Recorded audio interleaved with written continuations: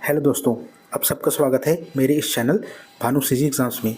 तो आज हम लोग जानने वाले हैं पर्वत द्वारक वंश के बारे में। पर्वत द्वारक वंश और इससे संबंधित तथ्यों के बारे में जानकारी प्राप्त करने वाले हैं। साथ ही साथ अंत में आपको कुछ 10 प्रश्न मैं बताने वाला हूं, जो कि आपके वनडे एग्जाम्स या छत्तीसगढ़ से संबंधित बहुत सारे एग्जाम्स में काम आने वाले हैं। तो चलिए दोस्तों, इस वीडियो को शुरू करते हैं। पर्वत द्वारक वंश यह छत्तीसगढ़ के इतिहास में उल्लेखित एक प्राचीन स्थानीय वंश माना जाता है। तो ये एक क्षेत्रीय वंश है। ये एक ऐसा वंश है जो क्षेत्रीय वंश है। इसका संबंध मुख्यतः दक्षिण कोसल, ये दक्षिण कोसल क्षेत्र से संबंधित था। तो प्राचीन काल में छत्तीसगढ़ को दक्षिण कोसल के नाम से जाना जाता था, इसलिए यहाँ दक्षिण कोसल क्षेत्र में स्थित था और वनांचल क्षेत्रों से जोड़ा जाता है। इस वंश के बारे में जानकारी सीमित अभिलेखों, लोक कथाओं और क्षेत्रीय इतिहास ग्रंथों से मिलती है। तो इस वंश के बारे में ज़्यादा जानकारी हमें तो प्राप्त नहीं होता, क्योंकि इसके अभिलेख बहुत कम है। आगे चलते हैं। मुख्य बिंदु, इसके कुछ मुख्य बिंदु देखते हैं। इस वंश का शासन पर्वतीय एवं वन क्षेत्रों में माना जाता है। तो ये जो है ज़्यादातर पर्वतीय और वन क्षेत्रों में शासन करते थे। पर्वत द्वारक शब्द का अर्थ पहाड़ों के द्वार या पर्वतीय क्षेत्र से संबंधित था। तो यहाँ पे ये जो वंश है, इसका जो नाम है पर्वत, आप जान सकते हैं इसके कारण यहाँ पे पर्वत द्वारक मतलब पर्वत का द्वार, इससे यहाँ इस शब्द से ये पर्वत द्वारक वंश इसको माना जाता है। कुछ इतिहासकार इसे स्थानीय जनजाति शासकों से जुड़ा वंश मानते हैं। तो ये क्या है, एक स्थानीय जनजाति शासन था एक प्रकार से। यह वंश बाद में आए कलचुरी वंश और अन्य राजवंशों से पहले या समांतर क्षेत्रीय शक्ति के रूप में देखा जाता है।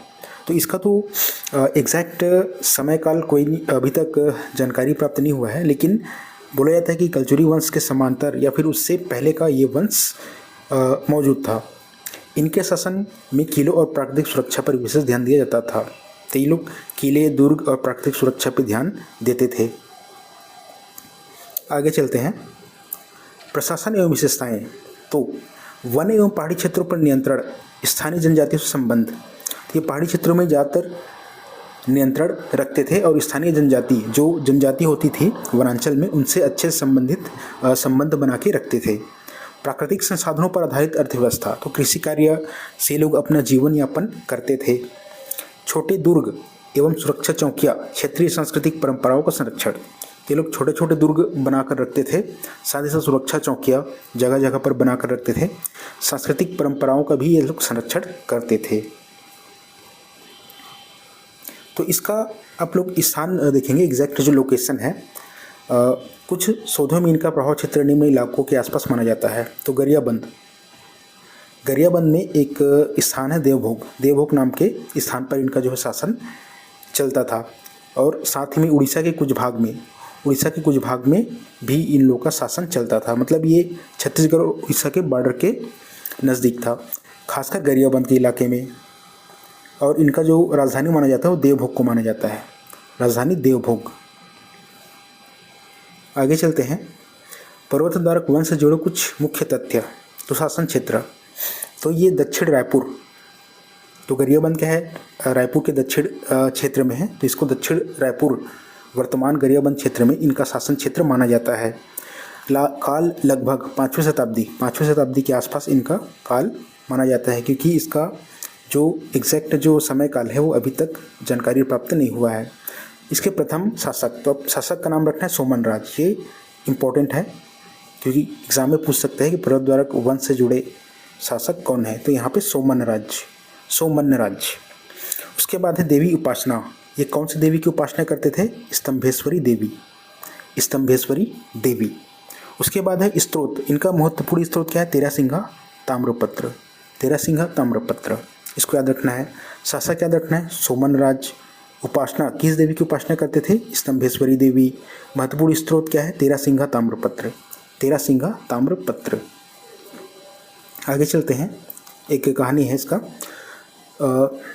पर्वत द्वारक वंश से संबंधित। सोमन राज ने अपनी माता कौस्तुंभेश्वरी देवी के बीमार पड़ जाने पर देवभोग नामक ग्राम को दान दिया था। देवभोग क्षेत्र के चावल गरियाबंद जिले की पहचान है। तो यहाँ पे देवभोग नामक जो स्थान है गरियाबंद में, उससे संबंधित कहानी है। सोमन राज की माता थी कौस्तुंभेश्वरी देवी। तो वो जब बीमार पड़ जाती है तो बीमार से छुटकारा प्राप्त करने के लिए सोमन राज देवभोग जो गांव है, स्थान है, उसको दान दे देता है। देवभोग क्षेत्र के चावल गरियाबंद जिले की पहचान है, इस कारण वहाँ पे देवभोग नाम का जो चावल है गरियाबंद में काफ़ी प्रसिद्ध है। लोक मान्यता है कि पूर्व में देवभोग क्षेत्र का चावल भगवान जगन्नाथ के भोग के लिए जगन्नाथपुरी भेजा जाता था। यहाँ पे एक मान्यता भी है कि जो यहाँ पे जो चावल उगाते थे, जो चावल होता था देवभोग चावल, उसको भगवान जगन्नाथ के भोग के लिए जगन्नाथपुरी भेजा जाता था। जगन्नाथपुरी, इसको भी याद रखना है क्योंकि ये प्रश्न पूछ सकता है कि कहाँ के चावल को जगन्नाथपुरी के भोग के लिए भेजा जाता था। ये है देवभोग, इसलिए इस इलाके के चावल का नाम देवभोग है। तो एक क्वेश्चन बन सकता है, प्रश्न बन सकता है कि किस क्षेत्र का चावल का नाम देवभोग है। तो ये है गरियाबंद, गरियाबंद। तो चलिए दोस्तों, इससे संबंधित पर्वत द्वारक वंश संबंधित कुछ महत्वपूर्ण प्रश्न को यहाँ पे देखते हैं। पहला प्रश्न है, पर्वत द्वारक वंश का संबंध किस क्षेत्र से माना जाता है। तो ये रहेगा आपका दक्षिण कोसल, दक्षिण कोसल। उसके बाद है दूसरा क्वेश्चन, पर्वत द्वारक वंश का प्रमुख शासक कौन माना जाता है। तो ये है सोमन्नराज, सोमन्नराज। नेक्स्ट है क्वेश्चन नंबर 3, पर्वत द्वारक वंश की आराध्य देवी कौन सी थी। ये थे आपका स्तंभेश्वरी देवी, स्तंभेश्वरी देवी।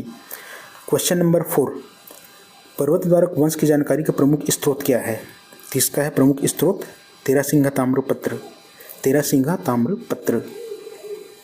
आगे चलते हैं। क्वेश्चन नंबर 5, तेरासिंगा ताम्रपत्र किस वंश से संबंधित है। ते है अपना आंसर नंबर सी, पर्वत द्वारक वंश, पर्वत द्वारक वंश। क्वेश्चन नंबर 6, पर्वत द्वारक वंश का शासन मुख्यतः किस क्षेत्र में था। ये थे आंसर नंबर सी, पर्वतीय एवं वन क्षेत्र, पर्वतीय एवं वन क्षेत्र। नेक्स्ट प्रश्न है, पर्वत द्वारक वंश के संदर्भ में तुष्टिकर कौन थे। तुष्टिकर कौन थे। तो एक शासक थे, आंसर नंबर सी शासक। यहाँ पे एक और चीज़ बता देता हूँ, इसमें 2 शासक का नाम हमें प्राप्त होता है, पहला सोमन्नराज और अंतिम शासक तुष्टिकर। इसको भी याद रखना है, तुष्टिकर। ये शासक भी क्या है, इस वंश से संबंधित है।